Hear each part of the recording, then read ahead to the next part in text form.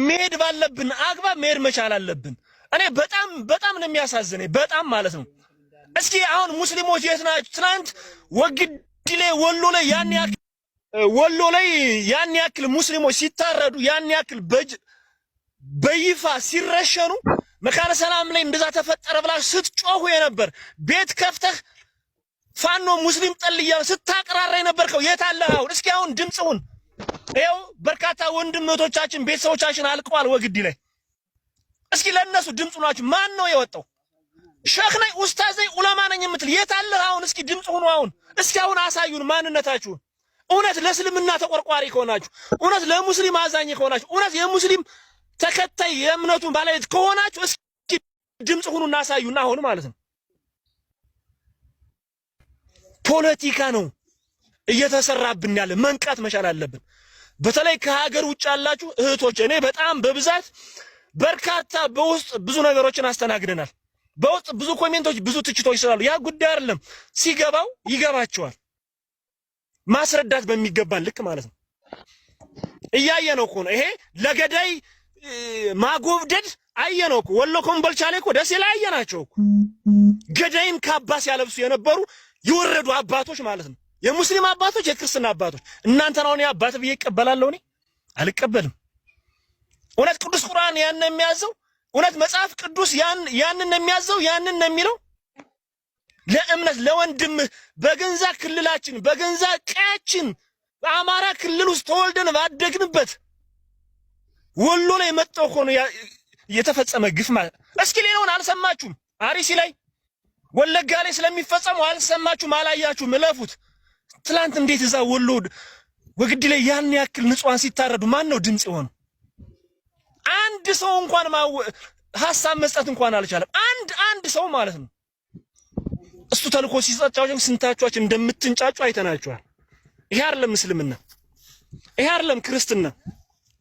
እናውቀዋለን። እነ ሽመልስ አብዲሳን እናገኘው ተሻገርን ሁሌም አማራ በተገደለ ቁጥር በተረሸነ ሰዓት ባህር ዳር ላይ እያመጡ ካባ የሚያለብሷቸው ማለት ነው። ለገዳይ መሸለም ገዳይን ማበረታታት የአማራ ከሃይማኖት አብት ጀምሮ ምሁራን የምንላቸው ሁሉ እያየናቸው ስለሆነ ማለት ነው።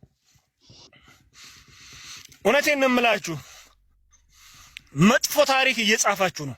መጥፎ ታሪክ አባቶች በታሪክ ታይቶ ተሰምቶ የማይታወቅ ጀነራል አሳምነው ጽጌ ምንድን ነበር ያሉ?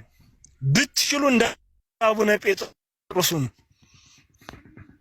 እንዴት ምን ያክል ዓመት ልትኖሩ ነው ከዚህ በላይ እንደዚህ ዝምታ አንገታችሁን የምትደፉት? እኛ ለመኖር ብንጓጓ ወጣቶች ስለሆነ ገና ብዙ ያላየናቸው ነገር ስላለ ለዛ ልንጓጓ እንችላለን። እናንተ 70-80 ዓመት ሆናችሁ አባቶች ኮፍያ ደፍታችሁ ቆብ አርጋችሁ ሻሽ ጠምጥማችሁ ለየትኛው ቀሪ እድሜያችሁ ቀሪ ዘመናችሁ ነው እንደዚህ የምትሳሱት? በጣም ያሳዝናል በእውነቱ ማለት ነው። ከዚህ በፊትም አይተናል። በኡስታዝ አቡበክር ደብረ ብርሃን ላይ ተፈናቃይ ለነበሩት አካል እንደዛ ይሆን ሲባል ኡስታዚን አትንኳት ነው መቅደም ያለበት። እኛ ለሰው ልጅ ምግብ ይድረስ በመኖርና በመሞት መካከል ነው ያሉ። ለምን እንደዛ ይደረጋል ነው?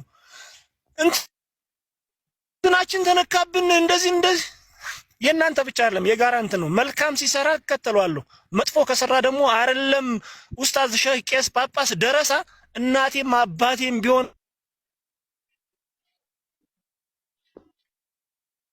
ከማንም ጎን አልሰለህም፣ ከጎን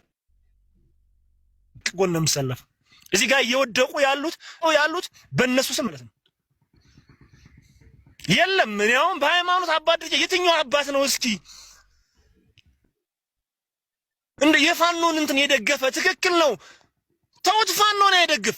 ንጹሃን ለሚታረዱት ለምን ድምጽ አይሆንም? እስኪ ፖለቲካ ነው እንበል ከመንግስት ጋር እንዴት ንጹሃን እየታረዱ ለንጹሃን ድምጽ መሆን ያቅታችኋል?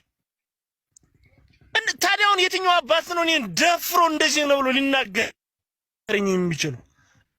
እኔ አባት የለኝም ሊቀበለው። መልካም ካልሰራ ግን ከዚህ በኋላ በእምነት ደረጃ የወጣንለት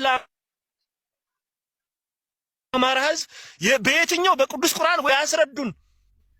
እኛ ፋኖን ደግፉ እያልን አይደለም። ቢያንስ ንጹሃን እየተጨፈጨፉ ላሉት ለነሱ እንዴት ድምጽ መሆን ያቅታችኋል? ለምን አሁን ሰልፍ አልወጣችሁም? ለምን አሁን አልተቃወማችሁም? ለምን አሁን ድምጽ መሆን አልቻላችሁም? ስንቶቻችሁ እናቃለን እኮ በቲክቶክ ላይ ቀር ስንት ነገር ስትዘምቱ እንደነበር ማለት ነው። በፌስቡክ ሁሉ ሳይቀር ማለት ነው። ጭራሽ አልፋችሁ መሪዎቻችን ጋር ሁሉ ለማላጠፍ ከጎጃም ተልኮ ከዚህ ተልኮ እያልኩ ልትከፋፍሉ ስትሉ የነበረ ማለት ነው። ታዲያውን ለምን ለወግዲ ለምን ድምጻቱን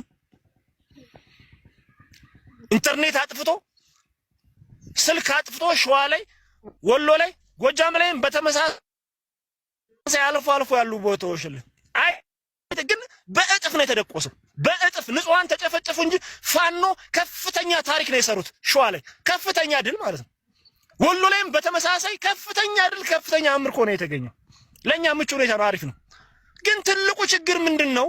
መቋቋም ሲያክተውና ሲመታ ስርዓቱ ንጹሃንን ነው እየገደለ ያለው። ለምን 4 ኪሎ አትመጣም? አዲስ አበባ ትመጣም? አዲስ አበባ እኛ ምን አለን እንደ አዲስ አበባ እንደ መዳረሻችን ነው። ጦሩን መጨረስ ነው። እኛ ሰራዊቱን ከጨረስነው ከዛ በኋላ አዲስ አበባ ሰተት ቀጥ ብለን መሄድ እንችላለን። መጀመሪያ የታጠቀውን ኃይል ማዳከም መጨረስ ነው። አብይ አህመድ ቤተ መንግስቱን ብቻውን አቅፎ ይዞት ቁጭ አይልም። እንሄዳለን እኮ ነገ።